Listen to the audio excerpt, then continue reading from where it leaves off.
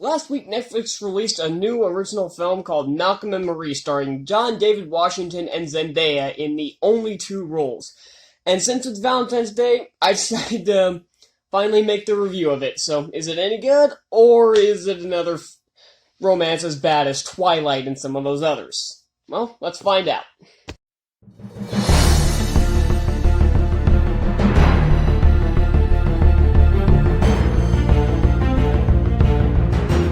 I'm gonna preface this right off the bat. I watched this movie in two separate days. Like, this movie took me 2 days to watch, for reasons I'll get into later, so my memory of the first half might be just a teeny bit fuzzy.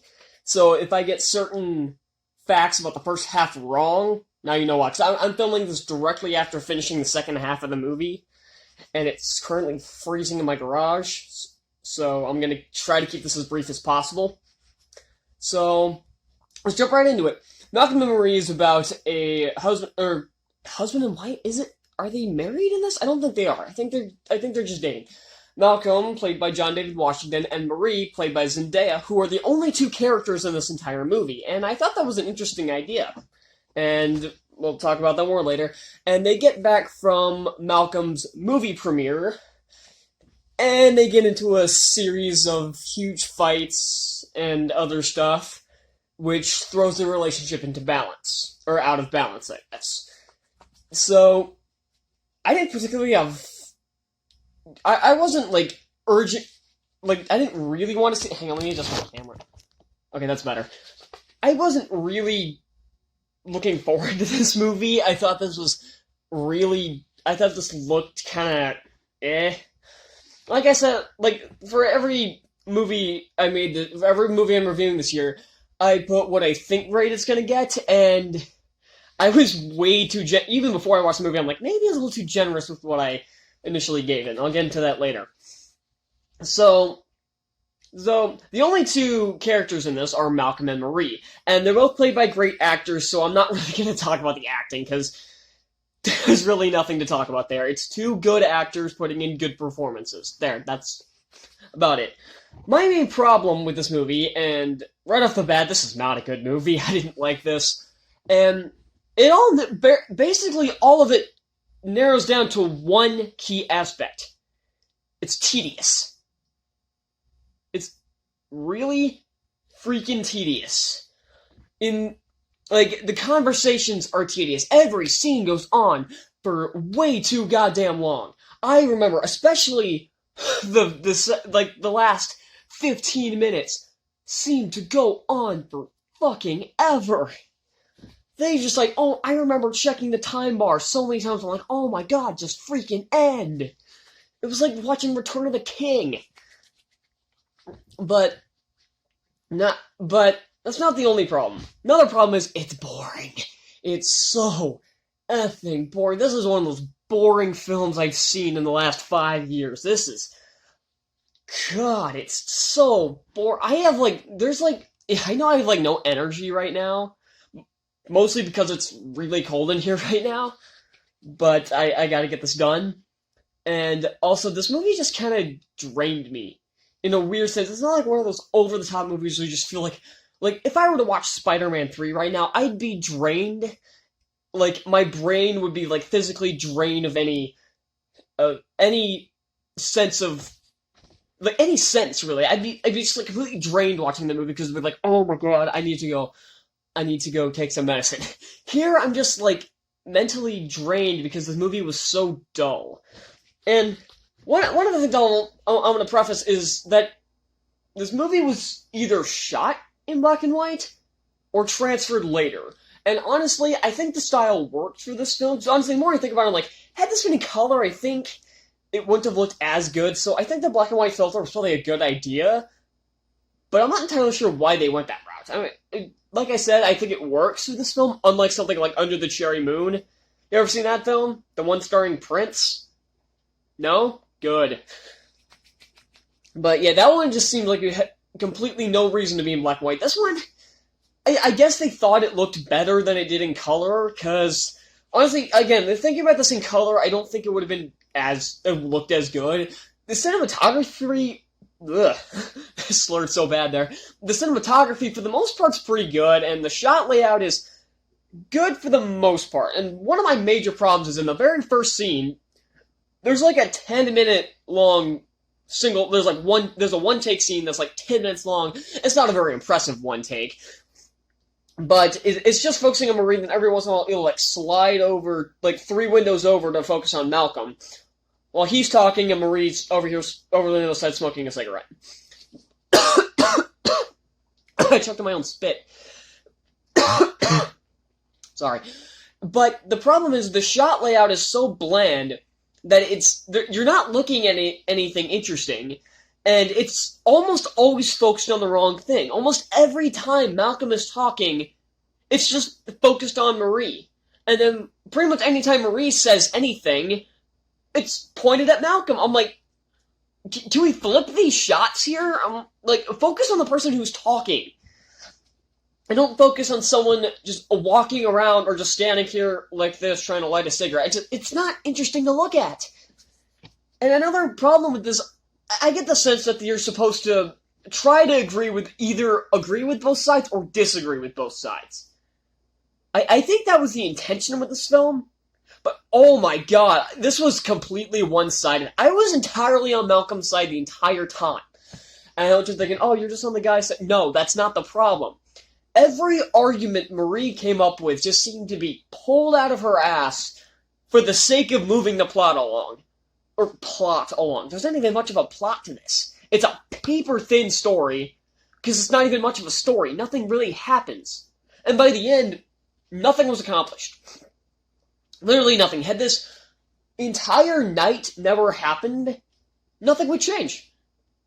Because this movie doesn't end, it just arbitrarily stops. I was assuming I had 2 different endings in mind that I thought were going to happen. Or maybe, no, there were 3.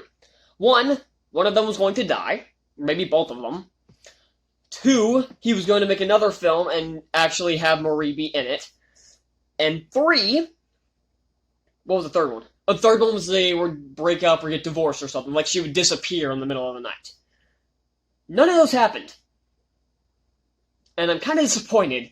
I'm not saying, oh, I can write better than professional screenwriters. I would like to write screenplays someday. Like, I would love to act, write, and direct, because I can do those things very well, but I'm not going to try to say, oh, I could do this better, but the ending was just completely underwhelming. It just seemed to arbitrarily stop. It didn't actually end. And, like I said, every single argument is just so tedious, because there are so many, and they're over the dumbest fucking shit. And every time it was completely lopsided for me. You can watch this and you're like, oh, I'm on Malcolm's side. Oh, I'm on Marie's side. Oh, I agree with them both. Oh, I disagree with them both. Great. If you want to watch the movie, make your own opinion on that. But I was completely on Malcolm's side the entire time. Because he understands what the filmmaking process is. They even show that he understands the filmmaking process. Marie doesn't seem to understand jack shit about it. Ow, I hit a box. Marie doesn't seem to understand anything about the filmmaking process or the hell he had to go through. She says she does, but I don't think she does. You can argue, oh, she had a worse life because of her drug addictions and stuff, but he had to suffer through that as well. Because he had to put up with her during it. He put up with her through it, so you're like, that's a stronger standing point than where she's at. So, yeah, if what I'm saying sounds confusing, it's because the movie's kind of confusing, and it's not laid out very well. It's confusing because it's dumb. That's why. It's confusing because it's dumb. Not because it's not like Tenet where it's like, there's so many layers put up, which is ironically another John David Washington movie, where there's so many different layers to this and so many different aspects going on and so many weird concepts that it's so confusing that you can't follow it. This one's just confusing because it's stupid. Like, you can never get a grasp on these characters. Like, one second they're fighting, and next second they're jumping each other's bones. Like, literally, I'm not, ooh, that's cold. I am not kidding. It's like the drop of a hat. It's like the drop of a hat, they get into an argument, or a drop of the hat, they have sex again. That's literally it.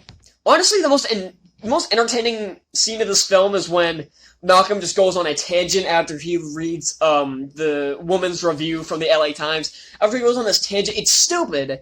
And this movie gets into a lot of race stuff, which I'm not going to get into, because for one, I'm a white male, so anything I say will immediately be written off as just invalid, so...